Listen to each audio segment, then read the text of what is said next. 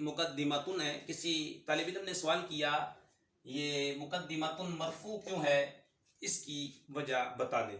دیکھیں، اگر عبارت کے اندر لفظ مقدمہ موجود ہو اور ما قبل جو عبارت ہے اس سے کوئی لفظی تعلق، ترکیبی تعلق نہ ہو، تو اسے مبتدا محذوف کی خبر بناتے ہیں.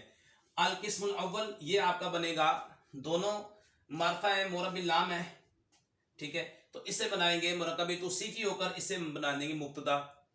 مرکب توصیفی القسم الاول، القسم یہ مرکب لام ہے، دونوں مرفوع ہیں، اور اسے ہم بنا دیں گے دونوں مذکر ہیں.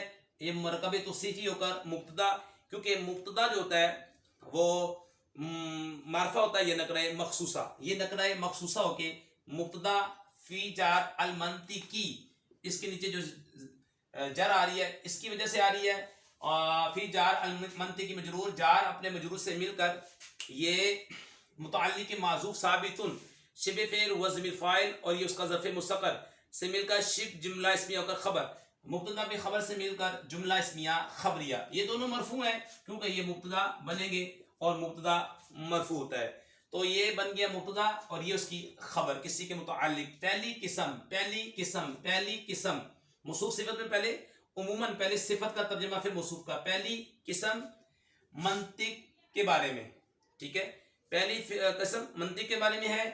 تو یہاں پر نکالیں گے حاذہ، مبتدا محذوف نکالیں گے اور مقدمتن کو اس کی خبر بنا دیں گے. یہ مقدمہ ہے کیونکہ ما قبل عبارت سے لفظی ترکیبی تعلق نہیں ہے اس کا.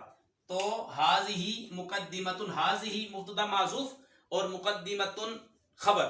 تو یہ مقدمتن کو ہم نے، مقدمتن اس میں فاعل ہے باب تفعیل سے، یہ اس کا فاعل صرف جملہ اسمیہ، اگر یہ خبر، مبتدا میں خبر سے مل کر جملہ اسمیہ خبریہ یہ خبر ہے.